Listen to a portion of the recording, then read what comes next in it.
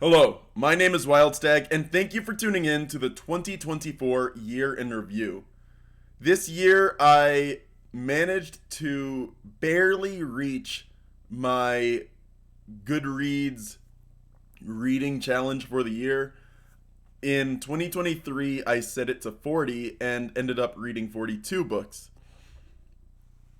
So in 2024, I thought I could get around to reading 45 books. Now, if you're doing the math, that means that if I'm barely reaching those numbers, I am reading less books than I'm ranting about each year.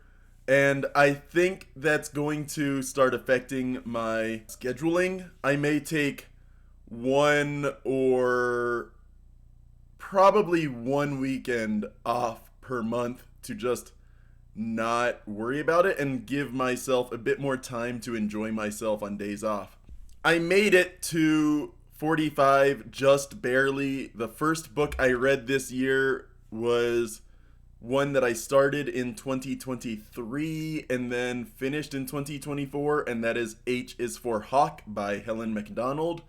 And the last book I read this year, I started right before, I want to say the 25th or the 26th, knowing that I wasn't going to finish a bigger book in time. It's going a bit slowly. It's the book I'm reading right now, Return of the Wizard King by Chad Corey. I started about the 23rd of December and it's still going. It's been about 10 days and I think I'll finish it in the next few days, but it's taken a while to get there. So I thought, let me read a book that I know is going to be quick, that I know is going to be a page turner, and that book was Dragon by Stephen Brust, one of the Vlad Tolstos novels. Back at the end of 2021, I picked up The Baron of Magister Valley, which is that yellowish book above my shoulder, and that one is a retelling and reframing of The Count of Monte Cristo, but within a setting that Stephen Brust has been writing about for 40 years, I think, at this point, maybe almost 50. And so I was kind of turned off by that setting because of the very rigid way that Brust writes his elves in The Baron of Magister Valley. But I gave it a second chance because I knew that one of the concepts within The Baron of Magister Valley is that it's being retold by someone who is kind of an unreliable narrator. And I wasn't sure if that was how all of his books within that setting were written or if it was just those reimaginings of Dumas' work. Yeah, I started with a book that carried over from 2023 into 2024, and I finished 2024 with a book started in 2024. I'm going to finish it in 2025. I was basically bedrotting reading Dragon all day on the 31st until I could actually get the book finished. I'm really happy Coes Books closes at 7. I thought I was leaving the house too late because all of my schedule was pushed back by trying to finish Dragon in time. Thankfully, Coes was open until 7 p.m. and I was able to get Orca from the same series and a couple other putting a couple books back into the system, including Prince of Thorns, which I recently ranted about and really did not like. There was one or two other books. The Soul of an Octopus, which I read, I want to say 2023, and I just did not like it. I am going to cover a few of my favorite books through the year, and I'm going to start with Play Dead by John Levitt. I bought this book at McKay Books in Manassas, Virginia for $5.74. There's the sticker right there. And this was a Dog Days novel. It's effectively a modern fantasy magic kind of investigator, kind of set up to be in a serial nature, but each of the 4 books is connected by various threads. So Play Dead, I really enjoyed. I read Dog Days while floating down the Grand Canyon in May of 2023, and having really enjoyed that, knowing it was a part of a 4-book series, I decided to look for it. And though it was irritating to find it on the shelves in McKay, given the way it was so haphazardly organized, I found all 4 of the books there. I only needed to buy 3, and so I got around to reading this one. I forget what I was doing at that time of the year, but Play Dead, really fun story, brings the setting really to a close in a kind of bittersweet way. They win, but they lose a lot as well. So there's that. As far as books I really enjoyed, I found this book at Bolin's Messiah Book Center. I'm not a fan of the Bolin company because of the very kitschy roadside attractions they have throughout the state of New Mexico, but the book center was really good. And First and Wildest is a really interesting collection of essays edited by Elizabeth Hightower Allen and written by some amazing people. I think when I was discussing it in the rant earlier in the year, I almost missed the month that the wilderness area turned 100. There's an essay by Aldo Leopold, who I'd never really read before, but I have a book, Thinking Like a Mountain, is mostly about him. Let's see.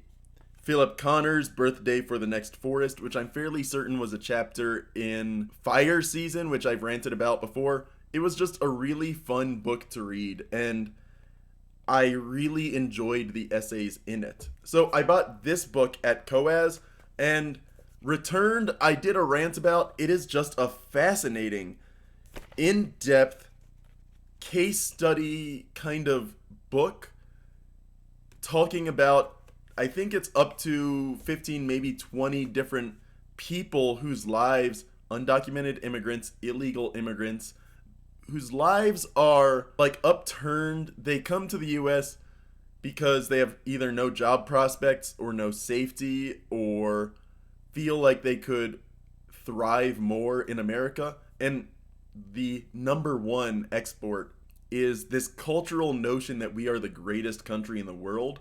And we make it really hard for documented immigrants to actually stay here and become citizens. And for much of the 20th century, the policy was to invite a lot of Mexicans, for the most part, into the country to do the work that we as Americans didn't want to do. And there's a really good example of an article, I forget what the publisher was, but it was about like an op-ed, this guy saying that when he was in high school, he was hired to work on a farm for the summer, and it was part of a program where the US perceived that rather than having all of these immigrants coming from south of the border to work on these farms, we should be putting high school boys to work.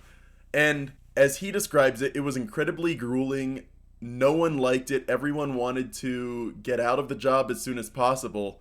And the writer has a deep admiration for the kind of people that are willing to do that work day in and day out for the chance at a better opportunity for themselves and for their families. And Returned is very similar to that. And I just wish that more people understood that kind of struggle. And I am going to link that article, if I find it, in the description of this video. It's really fascinating and just a part of the US history that most people don't know. I am very familiar with it because my own family came to the US through that means. My abuelito was born here in the US to farm workers in Colorado in the 30s who were there because they were cheap labor. He was born here, was an American citizen until the day he died, from birth until death, and he eventually came back to the US as an adult to work in a steel mill, a really hard worker. He really loved his job there, and it's that kind of story. I mentioned it in Returned, I think, but those kinds of stories slip through the weeds, and we think of it as a bigger, inhuman issue rather than looking at the human perspectives. And Returned does that amazingly well. Now, looking at another book, one of my favorites that I read this year is Ancillary Justice. I don't think I've ranted about this, or at least if I have, I don't recall having done so. I'd seen this cover on shelves at Coas for years and thought it looked really impressive. And I thought what I was getting was maybe a kind of swashbucklery sci-fi story. The cover brings to mind like the Swordfish 2 in Cowboy Bebop, or that kind of fast-paced, small arms kind of combat. What I got was a just well put together discussion on identity and how people can drift over time. And the antagonist to this is a human being that has effectively separated, like cloned themselves for 1,000 years, and each clone in theory has the same thoughts and motivations and outlook, but not all of them do. And so they're kind of a split antagonist because the protagonist is opposed to the Empress completely, regardless of how their outlook is, because the chaos being created by this civil war that the Empress is having with other ancillaries of herself has caught a lot of people in the crossfire, including the main character of Ancillary Justice. And that character is a ship that, in addition to having all these different cloned minds, a ship can be installed onto a person's mind and have individual will, and these are ancient ships. So Ancillary Justice is about a ship that has kind of become not just an AI, but a conscious human, almost indistinguishable from a human, just like any other officer on the ship. Other ships are aware of the death of the macro level ship, but the individual gets away and is able to survive and eventually start the Civil War through its form of revenge. And Ancillary Justice is just fascinating because none of that is really a spoiler. You know it's coming, and it would be unsatisfying for it not to happen that way. What I do find amazing about it is the writing, the way they use pronouns, the way they use identity as a core aspect of the writing. So, Ancillary Justice, one of my favorite books of the year. I did read Chronicles of the Black Company, which contains the first 3 books in the Black Company series. I don't know what the series is overall called. I think it is the Black Company. But it's the War of the White Rose, and from her birth until her separation from the Black Company. So that was a really fun one. I also read the Book of Jereg.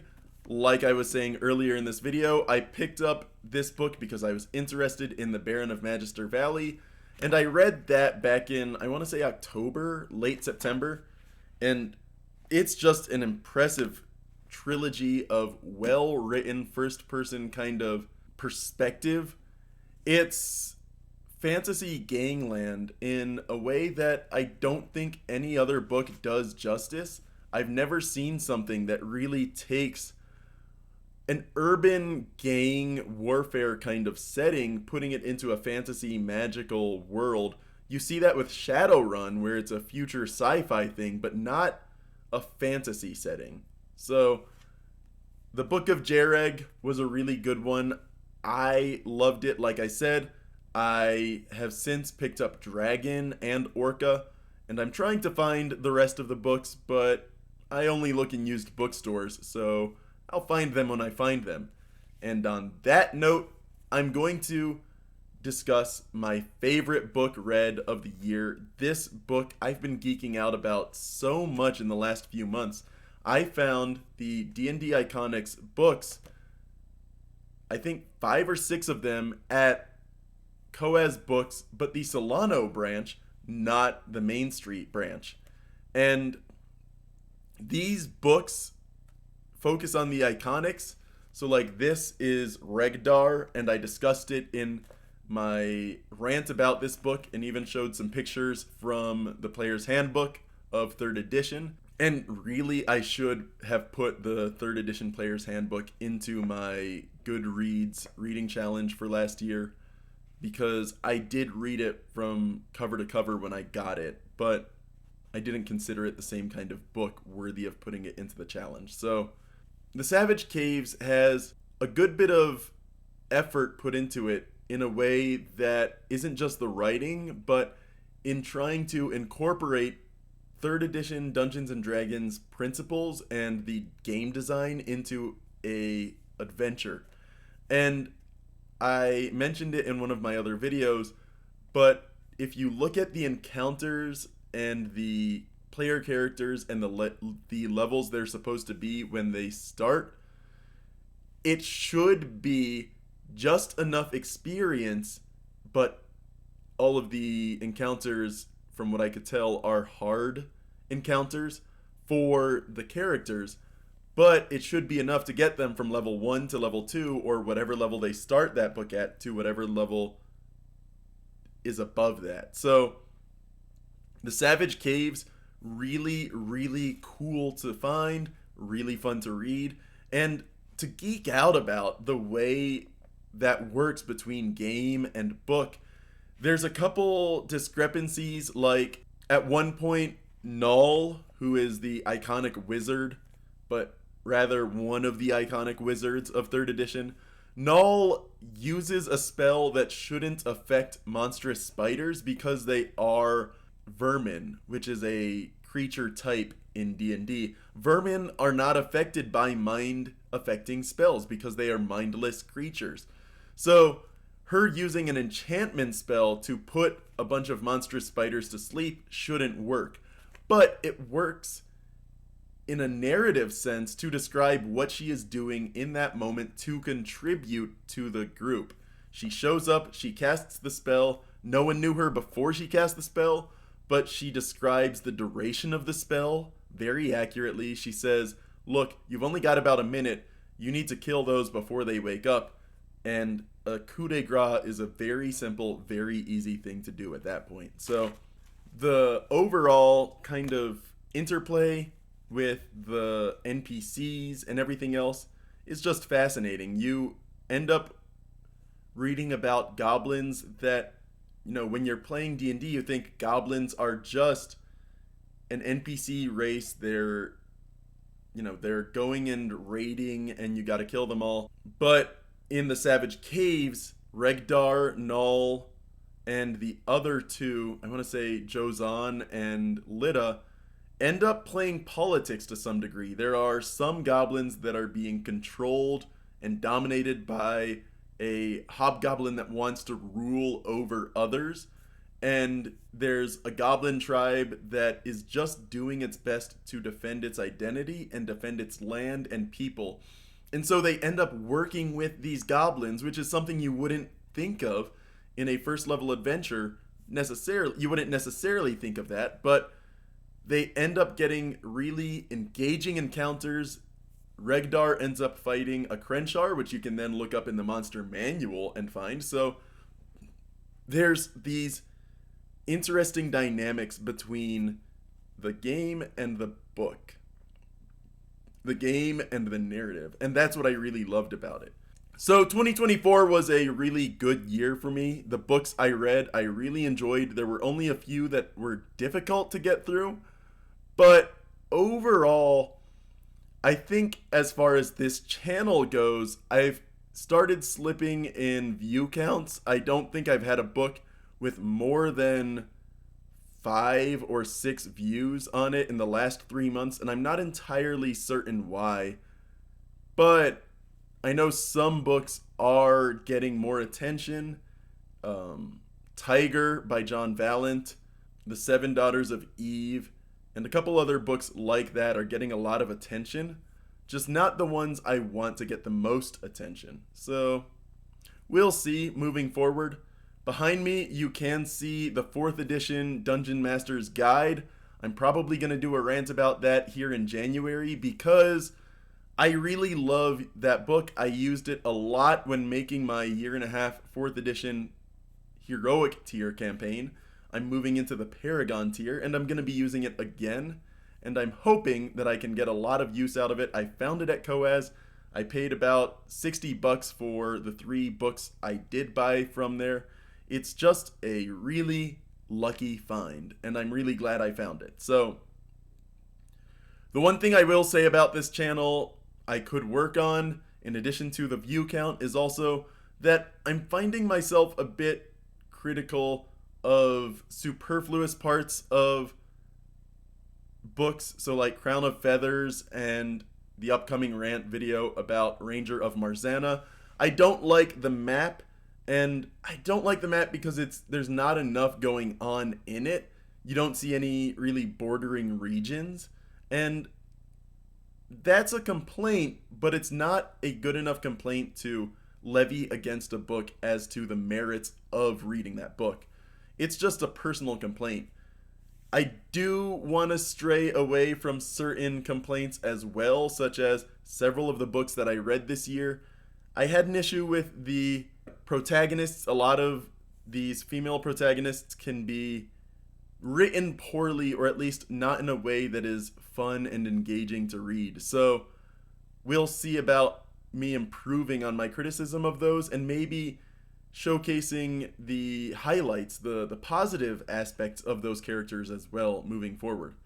And other than that, this video's already gone on a long time. I'm going to be editing a lot of it, trimming a lot of it, but I want to thank you for going on this journey with me in 2024, and hopefully you stick around and watch some videos of my 2025 rants. So yeah, my name is Wildstag, and thank you for tuning in to the 2024 Year in Review.